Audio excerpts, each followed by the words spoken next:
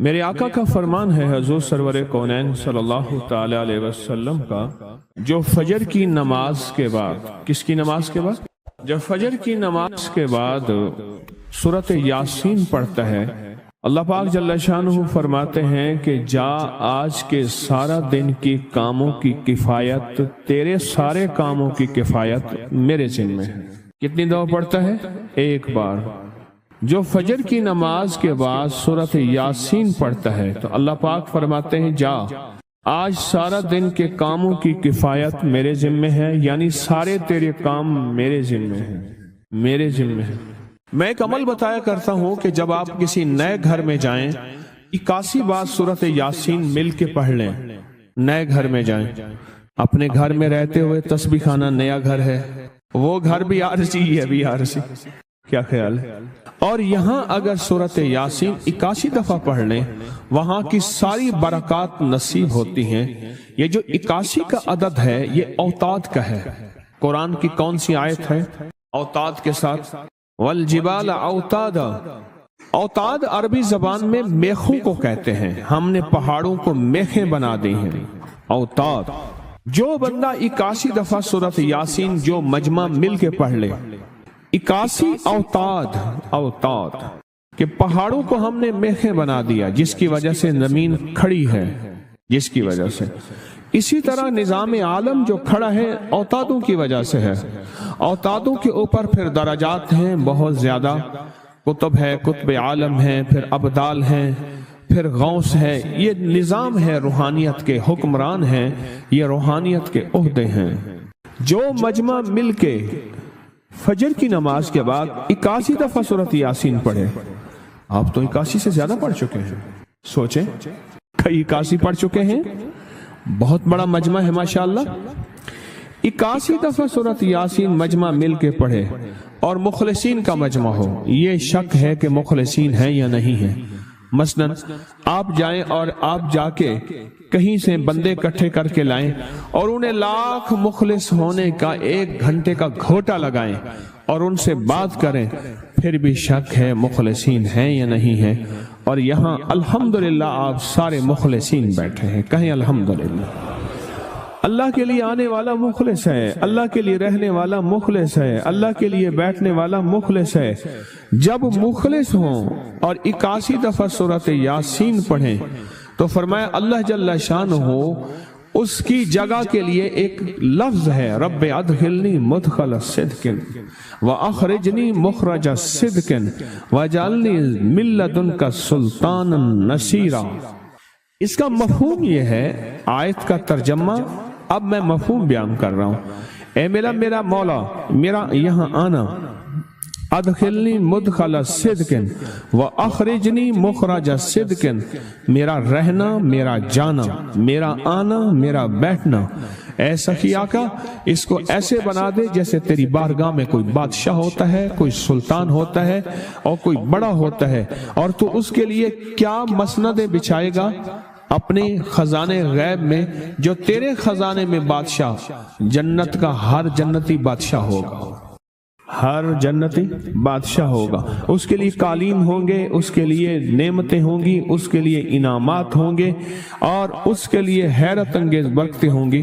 فرمایا جو 81 دفعہ پڑھے گا اللہ کے خزانوں میں، اس کا شمار بادشاہوں میں ہوگا۔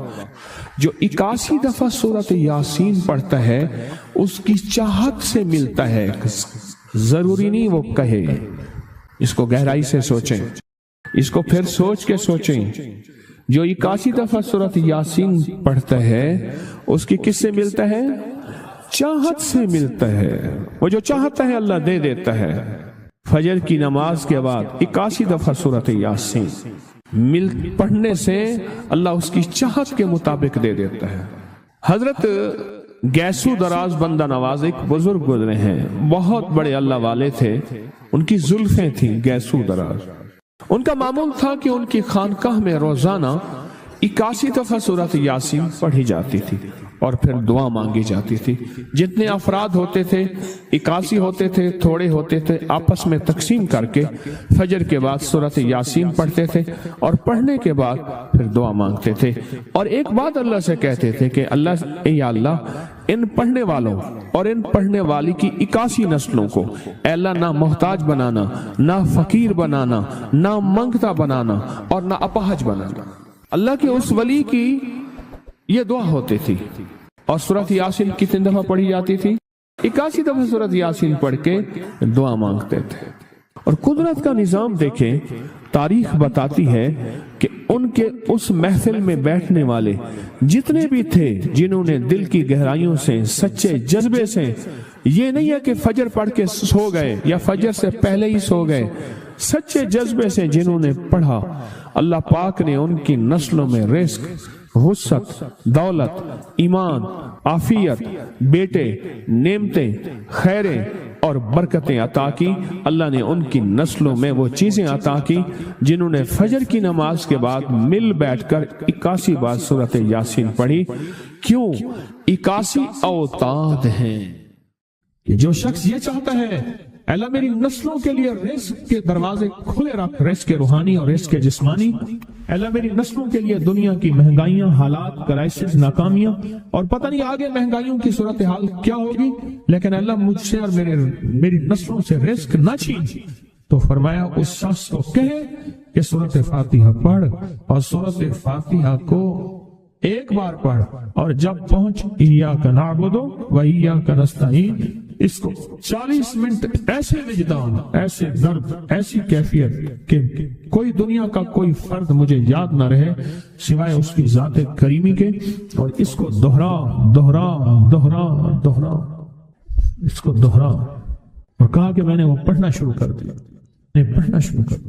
شیخ حامد کوفی کہتے ہیں کہ کوفہ میں ہمارے ہاں ایک رئیس تھا، اور لوگ اس کے در سے کھاتے تھے، اور لوگ اس کے در سے بہت لیتے تھے، اور بہت سخاوت چلتی تھی، اور سنا تھا کہ اس کے والد بھی ایسے رئیس تھے، اور سنا تھا اس کے دادا بھی ایسے رئیس تھے، اور یہ بات سنی تھی کہ اس کے دادا نے کوئی عمل کیا تھا، اور ایسا نہیں، دادا کے بڑوں نے کوئی ایسا عمل کیا تھا جس میں اللہ سے نسلوں کے لیے رزق اور رزق کے خزانے منوائے تھے۔ کتنے لوگ ایسے ہیں، مال دولت چیزیں، ایسے حالات اور گردش میں آئے کہ ناموری سے گمنامی میں چلے گئے۔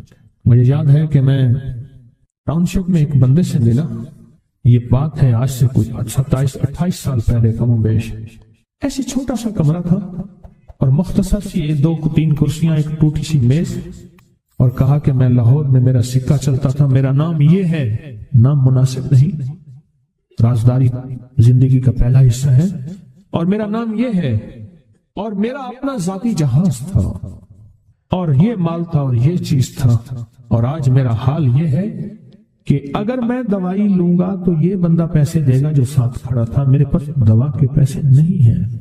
مجھ سے ہمارے مخلص ہیں، وہ کہنے لگے کہ میرے والد جن کے پاس جاب کرتے تھے ان کا بہت بڑا کاروبار تھا، انہوں نے اس دور میں 14,000 کی گاڑی لی تھی نئی، اور پھر 16,000 کی گاڑی لی، نئی گاڑی، کتنے کی؟ 16,000 کی گاڑی لی، 100 کا نوٹ بانٹتے تھے، صبح سے شام تک، شام سے صبح تک لوگ لائن لگا کے لیتے تھے، اور جس دور میں 250 روپے کے 5 مرلے جگہ ملتی تھی، 250 فٹ جگہ ملتی تھی، نہ 125 فٹ، 125 جگہ ملتی، 5 مرلے 250 روپے کی، اور وہ بیچتے تھے۔ اور پھر ایک وقت ایسا آیا ہر چیز ختم ہو گئی۔ میرے پاس ایک ڈرائیور تھا، وہ کہنے لگا کہ میرے مالک ہیں جن کے پاس پہلے میں کام کرتا تھا، ان کے حالات آ گئے تو میں نے آپ کے پاس آپ کی ڈرائیوری کی، اگر رمضان میں کوئی بچا ہوا لنگر ہو تو انہیں بلا لوں، آپ دے دیں گے؟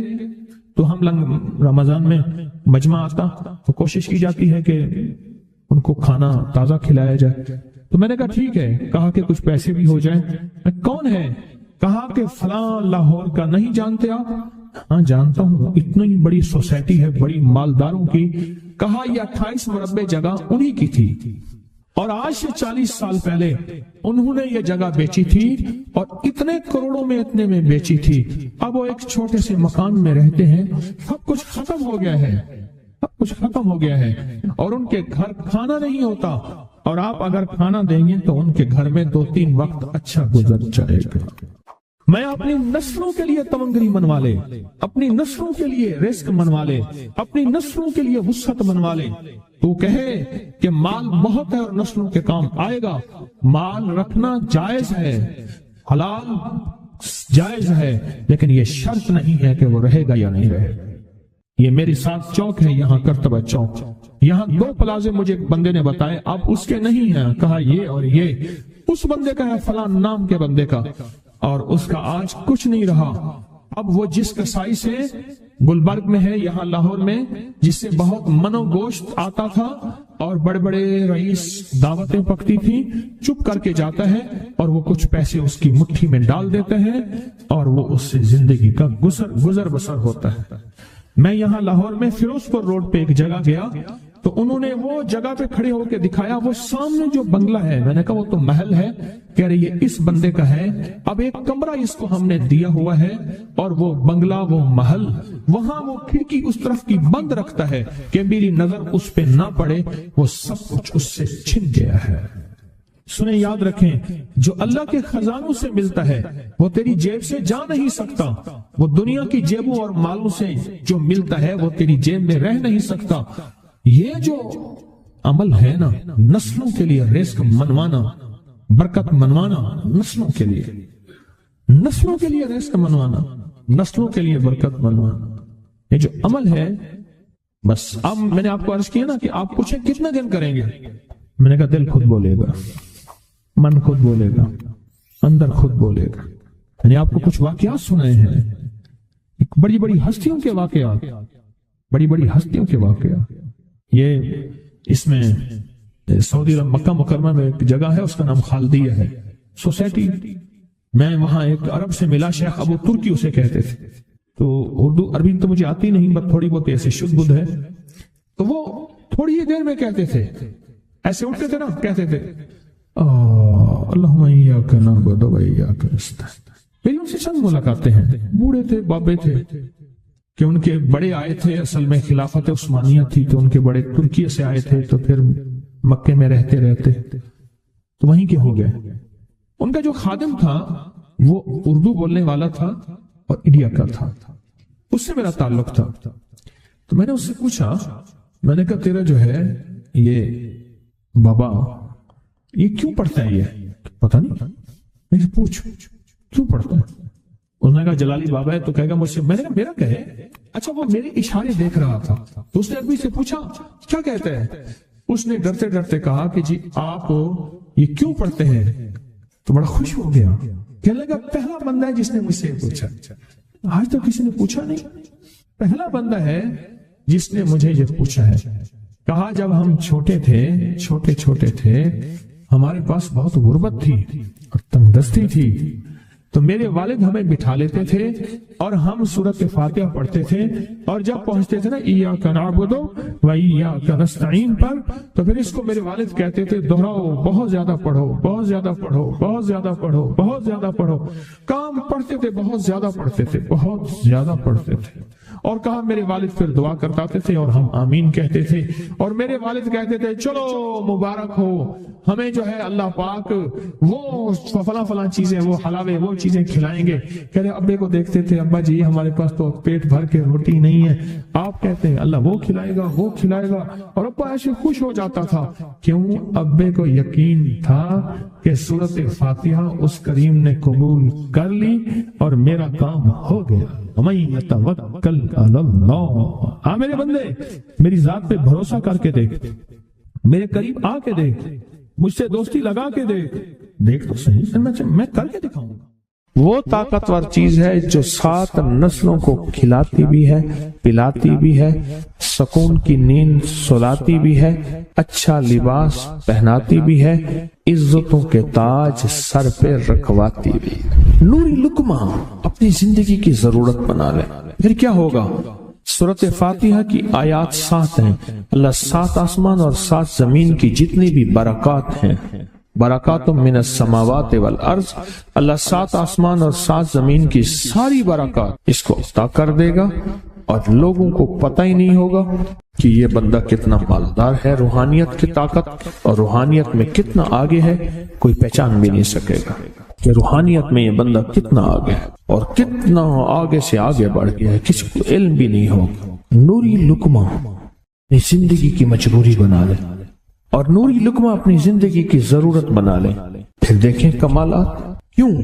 فرمایا جو سارے قرآن میں ہے، جو سارے قرآن میں ہے، جو سارے قرآن میں ہے، آنکھیں کھل جائیں۔ یہ سورۃ فاتحہ نماز کھانے کے دوران پڑھنے والا یہ اہل نظر میں ہے، اس کی نظر وسیع ہو جاتی ہے، یہ اہل کشف ہوتے ہیں، ان کی دل کی آنکھیں کھل جاتی ہیں، یہ فرشتوں کو دیکھتے ہیں، یہ انسانوں کے دلوں میں جھانک لیتے ہیں، یہ کائنات کے راز پڑھ لیتے ہیں، کائنات کے راز پڑھ لیتے ہیں۔ یہ اللہ پاک ان کے سامنے جنات آنکھوں سے دکھاتا ہے، حتیٰ کہ یہاں تک کہ اللہ قبر کے راز بھی ان کے اوپر کھول دیتے ہیں۔ نوری لقمے کا اثر یہ ہے دل کی آنکھیں کھل جاتی ہیں، دل کی آنکھیں کھل جاتی ہیں، دل کی آنکھیں کھل جاتی ہیں۔ یہ نور لقمے کی تاثیر ہے۔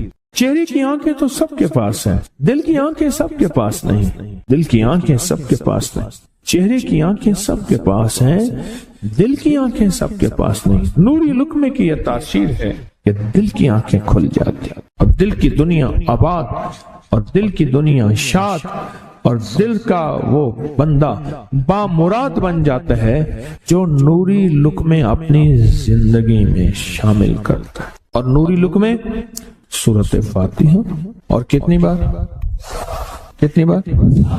اچھا، یہ سورۃ فاتحہ بیماریوں کا علاج۔